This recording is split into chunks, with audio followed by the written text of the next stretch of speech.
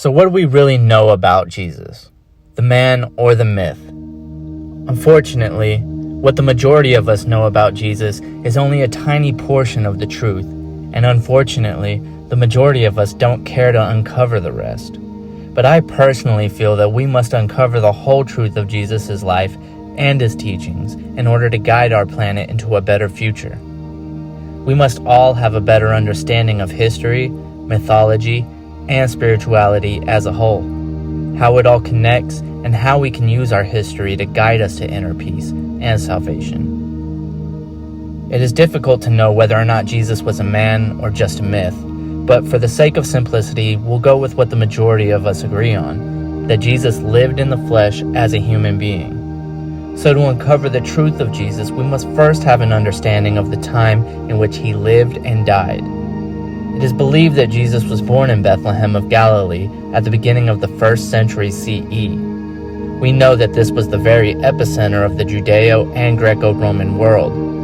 According to the Bible, Jesus was only 12 years old when he was found at the temple, wowing the crowds with his questions and answers.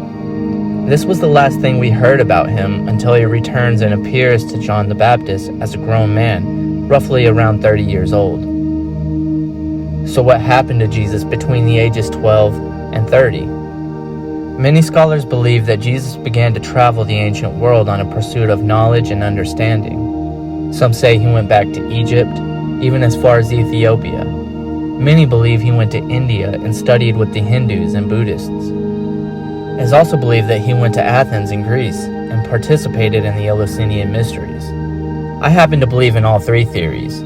I personally believe that in order to find truth, you must study all aspects of life, the ins and outs of both sides of any argument. So what is the importance of Jesus' travels throughout the ancient world?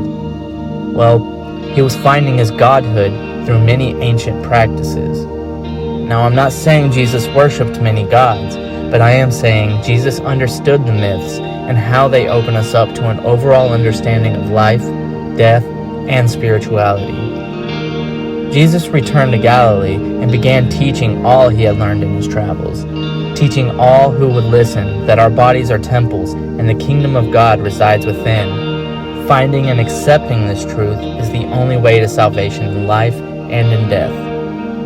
Now, it's debatable whether or not Jesus' disciples were all Jews, Greeks, or a mixture of the two, but either way, being alive in the Greco-Roman world, they would have all had a good understanding of the Greek myths and practices of the mystery religions that were quite prevalent in those days.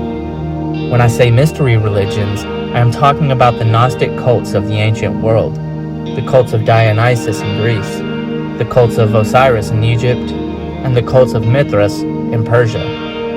All of these ancient gods held many similarities with Jesus, and is probably the reason why it was so easy for the disciples to accept and follow him. Now remember that we're trying to take ourselves back in time to the 1st century CE, and we're trying to put ourselves in the shoes of those living in that time period, full of ancient beliefs, rituals, and ceremonies. So what about ceremony? Ceremony was even more important in the ancient world than it is today. So what was it like when Jesus sat in ceremony and taught his followers? We're all familiar with the story of Jesus turning water into wine, as did Dionysus, the god of the vine, in ancient Greek tradition. We're all familiar with drinking the blood of Christ in the form of wine at the Last Supper, but how do we know that it was only fermented grapes in that chalice during the Last Supper? In the modern age, we think of wine simply as fermented grapes.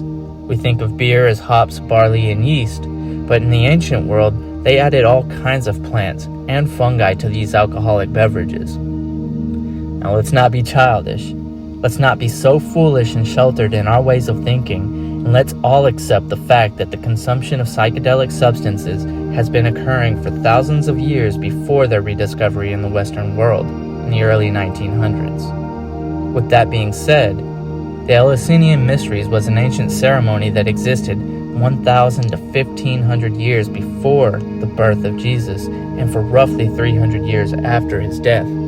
The Eleusinian Mysteries was a huge, well-known ceremony in the ancient world where the consumption of beer and a fungus called ergot was mixed and consumed. Ergot is notoriously known as the fungus used in the synthesis of LSD. There are many historical accounts of the visions produced by this fungus in ceremony at the temple in Eleusis.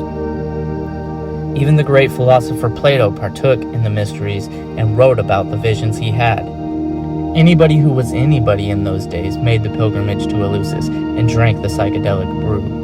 Many accounts spoke of the life-changing and mind-expanding experience they had there. After all, the word psychedelic is Latin for mind-expanding. It is even reported that initiates in this ceremony came out with a newfound love of life and fearlessness of death. All of these truths are reason for me to believe that even Jesus, being of that day and age, took part in this ancient ritual, and there is where he learned a lot of what he taught his followers. In conclusion of all this, I want to talk about what happened after the death of Jesus and why these ideas aren't widely known today. There's a popular saying that history is written by the winners, and in this case, the literalist Roman Catholic Church were the winners, and the losers are the Gnostic sects of Christianity. Gnostic comes from the Greek word gnosis, which is defined as esoteric knowledge of spiritual truth held by the ancient Gnostics to be essential to salvation. So after the death of Jesus, his disciples set out to spread the gospel, and many different sects of early Christianity rose, not only in the Mediterranean, but across Europe and North Africa. Many of these sects continued to practice the psychedelic rituals and even wrote their own gospel stories of Jesus, not included in the Roman Catholic rendition of the Bible.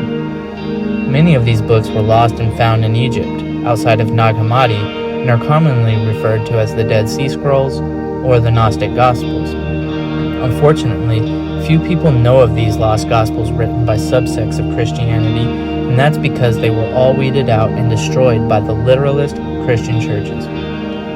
When I speak of the literalist church, I mean the sects of Christianity that still exist today, the global organized religion with more power than the President of the United States.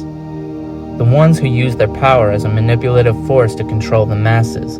The church that doesn't want you to have direct access to the divine nature within and will stop at nothing to suppress true spiritual awakening. The literalist church became a global power tied in with government, and they stomped out the flame of the Gnostics because the truth they represented was a threat to their dominance.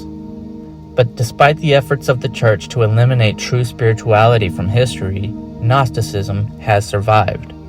Survived because it is the thirst of the human soul to know and understand the human experience and what it all means. We crave liberty, equality, love, and insight. The force of life is undying, and it will always reassert itself. Thank you for listening. I will be going further into detail on all of these subjects in lessons to come, so I hope you join me next time on Dean Merritt Presents Something Sacred.